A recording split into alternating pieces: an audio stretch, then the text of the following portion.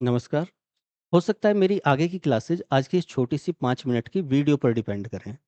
तो आप लोगों से बस इतनी सी रिक्वेस्ट है कि अपने बहुत कीमती समय में से आज के लिए केवल 5-7 मिनट मेरे लिए निकाल लेना। मेरी बात को ध्यान से सुनना, समझना और जो भी आपको लगे वो कमेंट में रिप्लाई ज़रूर करना, अपने विचार ज़रूर रखना। देखो, लॉकडाउन के ट्रेंड में आया हुआ 1-2 वीडियो से ट्रेंड में बना हुआ कोई टीचर नहीं हूँ मैं।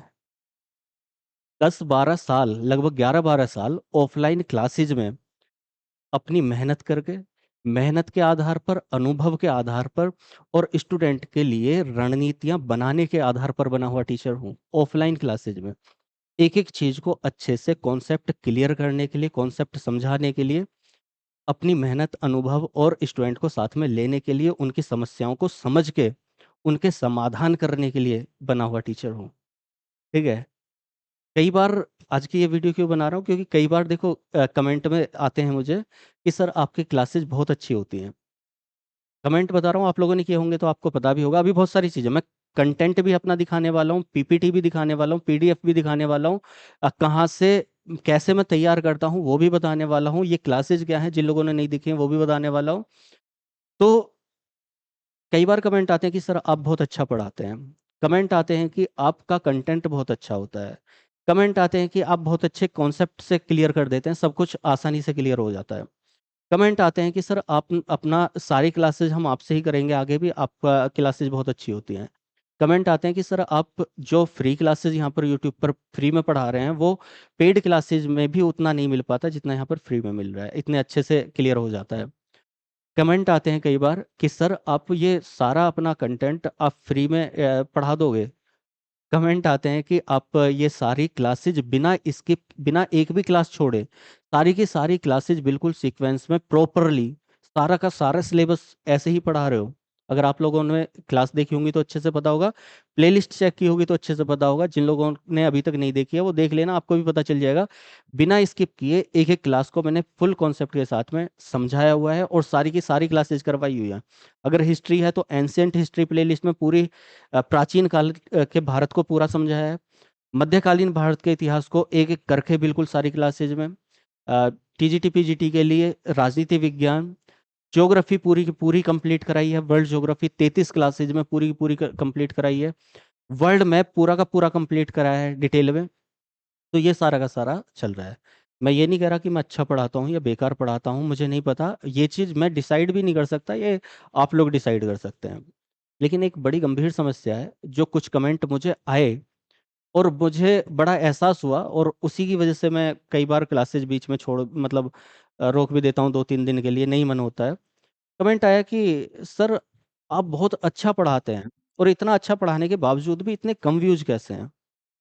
कमेंट मुझे आया कि सर आपका आप देख लेना वो कमेंट भी, तो कि इतना अच्छा कंटेंट, इतना अच्छा पढ़ाने के बावजूद भी इतने से व्यूज़ हैं, ऐसा कैसे हो सकता है? मतलब इस तरह के कमेंट आए। मुझे भी बड़ा लगा कि मतलब इतना मेहनत से, इतनी मेहनत से पीपीटी मैं खुद से तैयार करता हूँ, किसी को बिठा के नहीं, ट्रेंड में आके कि हाँ भाई, हाँ चलो 2-4 जने बैठो, पीपीटी तैयार करो, तुम वीडियो एडिटिंग करो, ये करो, वो करो, कुछ नहीं। सारे काम खुद से करता हूँ, ए टू ज़ेड काम। एक क्लास को करने के लिए मान लिया ये क्लास है, इसको करने के लिए दिल्ली सल्तनत, अलाउद्दीन खिलजी, इसकी पीपीटी अभी दिखा दूंगा। जिन लोगों ने नहीं देखा होगा वो कंटेंट देख लेना। इसको करने के लिए मुझे 2 दिन लगे हैं, पीपीटी तैयार करने के लिए। कम से कम 8-10 बुक्स का रेफरेंस लेके उनसे कंटेंट निकाल कर अभी दिखाऊंगा आपको। मैं चैलेंज के साथ कह रहा हूँ, अगर एक बुक में, प्रॉपर एक बुक में अगर आपको सारा का सारा कंटेंट मिल जाए तो आप मुझे बता देना, किसी भी एक बुक में। कम से कम 4-5 बुक से कलेक्शन होता है वो। जो बेस्ट कले खुद से तैयार क्यों करता हूँ? जिससे कि अगर मैं किसी और को बिठा दूँगा, वो अपने हिसाब से तैयार करके मुझे पीडीएफ बना के दे देगा। मैं उसको पढ़ा दूँगा, मेरा क्या? मैं स्टूडेंट की परेशानियाँ मुझे पता है। किताबों में सब कुछ लिखा हुआ है, नहीं तैयार हो पाता। उसको समझाना कैसे है? उसको प्रॉपर सीक्वेंस में किस तरह से उसके दिमाग में डालना है। 10-12 साल में मैं ये सीखा हूँ ऑफ़लाइन में पढ़ा के। अभी तो मुझे यही पता नहीं है कि ये सही डिसीज़न है या गलत है। आप एक बार देखो, व्यूज़ सबसे पहले व्यूज़ देखो, 84 व्यूज़। 242 व्यूज़, इसमें मैं क्या यहाँ पर शिक्षक भर्ती के लिए आंदोलन में खड़ा हूँ, इतने कम व्यूज़, इतना समझाने के बावजूद कैसे इसको करो, क्या करो? दिल्ली सल्तनत 71 व्यूज़, दिल्ली सल्तनत इल्तुतमिश रज़िया सुल्तान 63 व्यूज़, यहाँ पर 233 कुतुबुद्दीन ऐबक, लोकतंत्र 93, 271, 217, 84, यहाँ लोकतंत्र, ये दिल्ली सल्तनत के सभी वंश, पूरा पूरा कॉन्सेप्ट दिल्ली सल्तनत का, क्या शासक क्या सोचता था, किस तरीके से वो सत्ता में आया, किस तरीके से उसने अपनी नीतियां लगाई, क्यों की, वो सारा का 550 व्यूज आ गए हैं। यहाँ पर 161, यहाँ पर ये 89, 4000 से ज्यादा सब्सक्राइबर होने के बावजूद इतने कम व्यूज हैं। अब एक बार मैं आपको कंटेंट और दिखा देता हूँ, क्योंकि कुछ लोग जिन्होंने क्लासेस नहीं देखोगे, पहली बात एक प्लेलिस्ट में आपको दिखा दूं, वो आप प्लेलिस्ट देखो।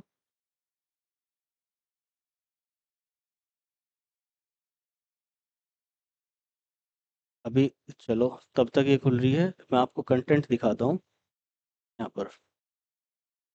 अगर मैं हिस्ट्री की बात करूँ, ये हिस्ट्री, एंशियंट हिस्ट्री में आपको दिखाता हूँ। मान लिया यहाँ पर आ रहा है, कुछ भी चीज को आप खोलोगे, प्राग ऐतिहासिक काल, एक बार पीपीटी खोलता हूँ मैं, प्राग ऐतिहासिक काल की देखना आपको, ये ये प्राग ऐतिहासिक काल, एक चीज को मैंने डिटेल में समझाया हुआ है। प्राग ऐतिहासिक काल के स्थल कौन सा, कहाँ से, पुरापाषाण काल, नवपाषाण काल, मध्य पाषाण काल, कौन सा स्थल कैसे है, एक एक स्थल को समझाया है, कहाँ से क्या चीज मिली हुई है। जो चीजें वहां पर समझ नहीं आती हैं, वो यहाँ पर एक एक चीज को, नवपाषाण कालीन स्थल कहाँ से क्या मिला, ये स्थलों को, एक एक चीज को, एक एक पत्थर को समझाया कि पेबुल क्या वो होता है, उसमें से चॉपर चॉपिंग कैसे बनता है, ये हड्डी के उपकरण कैसे बने, ये चित्र दिखा दिखा कर, ये चित्र दिखा के, ये एक बार और दिखाता हूँ मैं सिंधु घाटी सभ्यता को, हड़प्पन सभ्यता कितनी,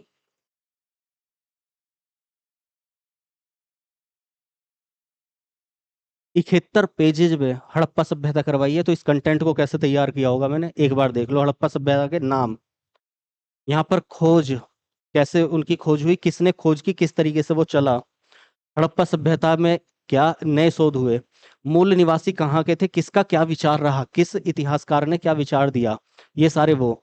अब मेसोपोटामिया से तुलना, हड़प्पा सभ्यता का समय, किस विद्वान ने क्या समय बताया, किस आधार पर बताया, काल विभाजन, हड़प्पा सभ्यता कालीन स्थल, हड़प्पा से पहले की बस्तियां कौन से क्या थे, इसको मैंने मैप पर समझाया था डिटेल में, ये मैप पर बनाकर, हड़प्पा से पहले की सभ्यता के वो, इसका विस्तार और नगर किस तरीके से विस्तार हुआ, किस तरीके से इसके प्रमुख स्थल हैं, कहाँ कहाँ पर हैं, भारत में कौन से, पाकिस्तान में कौन से, ये नगर योजना इनकी कैसी थी, नगर किस तरह से विभाजित होते थे, अपवाद क्या होते थे, वो अपवाद बताए हैं, मकानों की संरचना क्या होती थी, ये संरचना, सामाजिक कैसा था इनका, आर्थिक जीवन कैसा था, कृषि पशुपालन कैसा था, शिल्प जीवन कैसा था, लिपि कैसी थी, लिपि कहाँ किस तरीके से लिखा हुआ है, मृदभांड कैसे थे, राजनीति कैसी थी, इससे धार्मिक जीवन कैसा था इन लोगों का।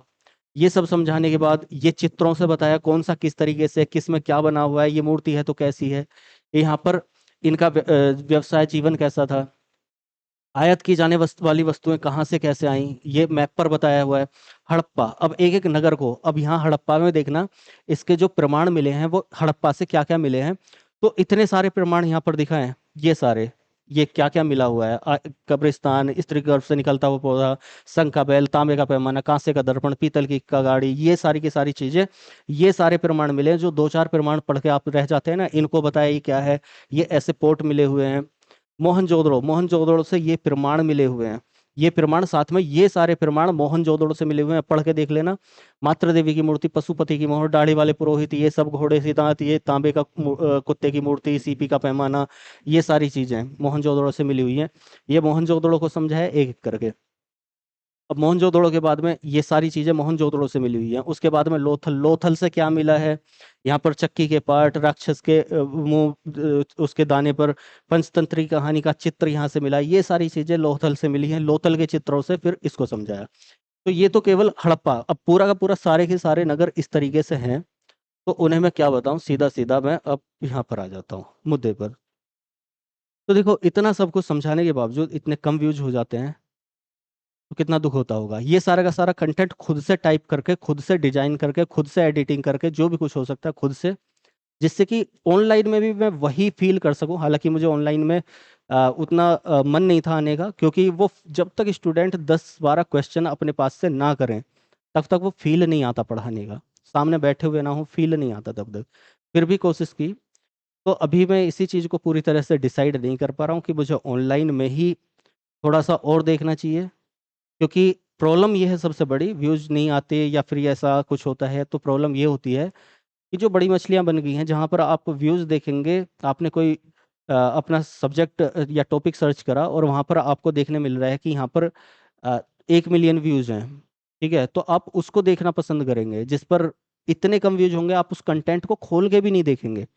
सबसे बड़ी प्रॉब्लम ये है, ट्रेंड का जमाना सबसे बड़ा बड़ी गड़बड़ है। तो अब मैं मतलब क्या बोलूँ, मुझे खुद समझ नहीं आ रहा क्या बोलना चाहिए क्या नहीं बोलना चाहिए। बस इस वीडियो को यहीं पे ख़त्म करना चाहूँगा और आप लोगों का कमेंट जरूर चाहूँगा, रिप्लाई कि आप लोग कमेंट करें, मुझे बताएं कि क्या सही है।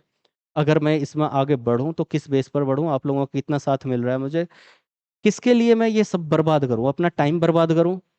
जो पीपीटी को बनाने में सोचो इसको कितना टाइम लगता होगा, 2-2 दिन मुझे एक एक पीपीटी को, रात को 2-2 3-3 बजे तक मैं पीपीटी बनाता हूँ, तो सुबह को फिर उठ के 7 बजे से बनाने लग जाता हूँ, तब जाके एक क्लास कर पाता हूँ मुश्किल से। कभी कभी 2-2 दिन लग जाते हैं, वो एक दिन बीच में जो गैप बनता है वो इसीलिए क्योंकि एक दिन में ये पूरी नहीं हो पाती। इतना सारा कुछ सही तरीके से व्यवस्थित करने के लिए आप क्लास देख लेना, खुद से पता चल जाएगा, देखी होंगी तो पता ही होगा। तो स्टूडेंट के माइंड में भी डालना है, उस तरीके से डिजाइन करना है, सब कुछ तैयार करना है उसको, सब कुछ क्या क्या किया जाए अब मैं खुद डिसाइड नहीं कर पा रहा। हो सकता है कि क्लासेज हो पाए आगे, हो सकता है नहीं हो पाए, आप लोगों के साथ के ऊपर डिपेंड करता है। तो आप लोग कमेंट में रिप्लाई कीजिए कि अ, मतलब दुविधा क्या है, कृपा क्या नहीं हो रही है, क्या हो रही है, क्या कैसे है, क्योंकि मैं समझ नहीं पा रहा क्या बोलना चाहिए क्या नहीं। तो फिलहाल इतना ही, थोड़ा सा ज़्यादा समय ले लिया आप लोगों का, बस इसके लिए सॉरी बोलूँगा। और आप लोगों ने अगर लास्ट तक सुना है तो उसके लिए धन्यवाद बोलूँगा कि इतना टाइम आप लोगों ने निकाल लिया। चलिए, अगर हो सका क्लास हो सकी तो मिलते हैं क्लासेज में, नहीं तो अपना ऑफलाइन में वही बच्चे घेर के 150-200 अपना ऑफलाइन में पढ़ाना वही ज़्यादा सही लगेगा। पैसे आएंगे, इनकम होगी कम से कम। ये सब जो एक सब जगह वो चीज़ पहुंचनी चाहिए जो हम एक छोटी सी जगह पर दे रहे हैं, वो कॉन्सेप्ट पहुंचने चाहिए, वो शायद कहीं ना कहीं छूट जाएगा। चलिए कोई नहीं, मिलते हैं, अगर हो सका तो मिलते हैं क्लासेज में, नहीं तो कोई बात ही नहीं है। धन्यवाद। जय हिंद।